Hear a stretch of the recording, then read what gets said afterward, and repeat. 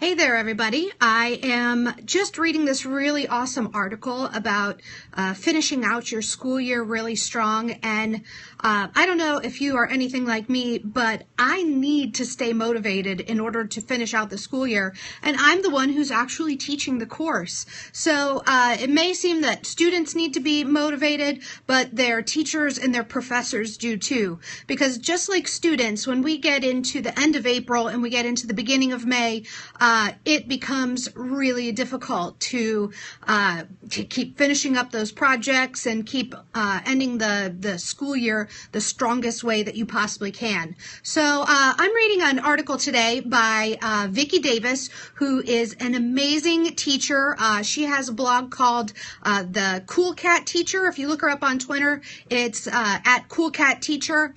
And she writes a lot about technology and a lot about ways to stay motivated in the classroom. And so today her article, which I will share with you on Twitter, is 10 ways to stay motivated at school. And these motivations totally resonated with me. So one of the first ways, the first one she talks about, is to solve the motivation problem by moving forward, by making sure that we are on a forward momentum, a forward track.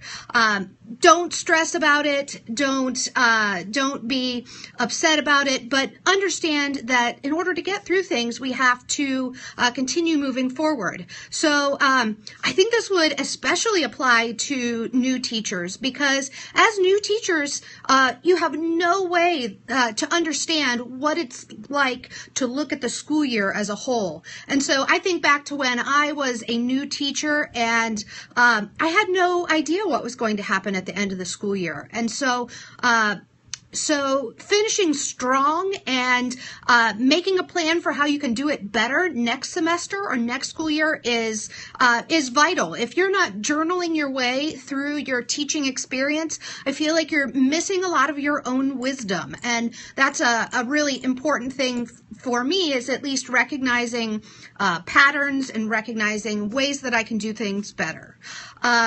One of the next things that she suggests is listening to awesome music. I don't know if anybody else does this, but I have a playlist for my car in the morning. When I am not listening to podcasts, I listen to Pat Flynn a lot. I listen to some other great podcasts, but listening to awesome music that can get you pumped up and that boosts your mood is a great way to start your school day right. So if you have songs that make you feel good, if you're having like your Rocky moment, like your Eye of the Tiger, and you're getting really pumped up and ready to go do something exciting, then why not use something to boost your mood? Why not sit in your office and get ready for your day on a high note instead of no note at all? Another thing that's really awesome is to be strategic about your mornings. I don't know if you do this, but I go in and I plan what I'm going to do for the entire day and how I'm going to get the big projects done by planning it in the morning. I actually have strategy sessions where I am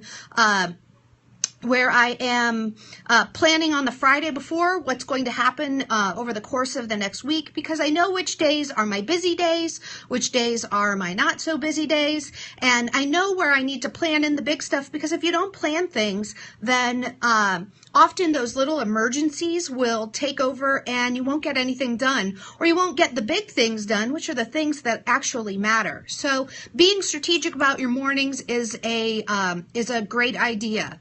Her fourth suggestion is top off your tank. And so just like you would make sure that your car is filled with gas if you're going to leave for a long trip, you also want to top off your tank, or make sure that you're ready for starting your day off right with a good breakfast, instead of something like I will admit that I'm sitting here eating my Kellogg's Crave, but I don't like to eat big breakfast, but I do like to have a little bit of cereal to snack on. So pick something that is that's keeping your tank full and keeping you full of energy. Her next suggestion is keep a joy journal. I think that that's a great thing for teachers to remember the things that helped you win about a school year. One of the things that I still have, I've been teaching college for 7 years. I taught high school for another 7 years. I had my students write little notes of thanks, of gratitude to whoever their favorite teachers were during the year. And a lot of times they wrote them to me because I was sitting right there in front of them. But a lot of times that moment of joy, that expression of gratitude, would fill another teacher with so much excitement and so much engagement. So wherever you can spread some joy, that is a fantastic idea, is to fill up somebody else's tank. The next one, I'm looking through my computer. This one says, let the rough end drag. It says, sometimes you just have to let the things that are a bummer or that are not quite finished, just have to let them remain not quite finished. For those of us that are perfectionists, sometimes we can get frantic about wanting everything to be right and wanting everything to work out perfectly, wanting everything to go off exactly as we planned. There's always some inherent goodness to having a plan, but yeah, absolutely, like webinar notes. I'm going by notes right here that are on my computer. You can see me looking back and forth at them. Always have a plan for what you're doing, but if it doesn't go exactly as planned, then don't feel bad about that. Things never go as planned.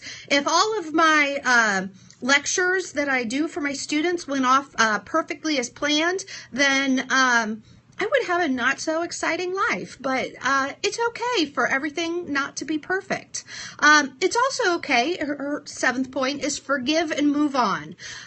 Sometimes people do really crappy things, and sometimes they hurt our feelings, and sometimes they criticize what we thought was something that was wonderful.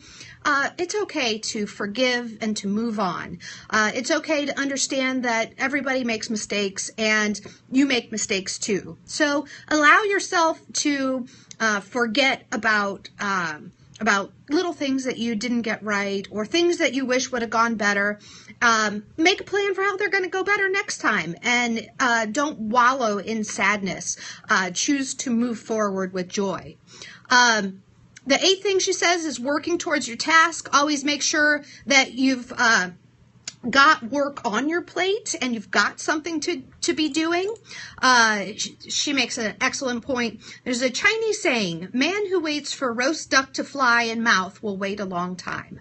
That is a excellent piece of advice. If you're waiting for things to hop on your plate and get things done on their own, they are likely never going to happen. So idle chatter, just a way of procrastinating. So if your attitude goes towards getting things done, then you are going to get things done.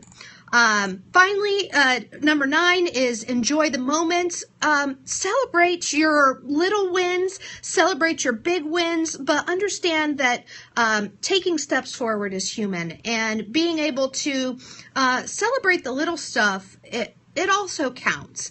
And then for those of us that teach, we always know we want to end well. Plan something nice for your students at the end of the year.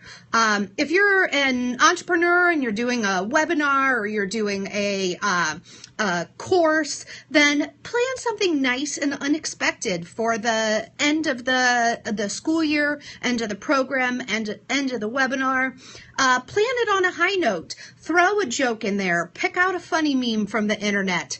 Find some nice way to say thank you to the people that have helped to make something special for you.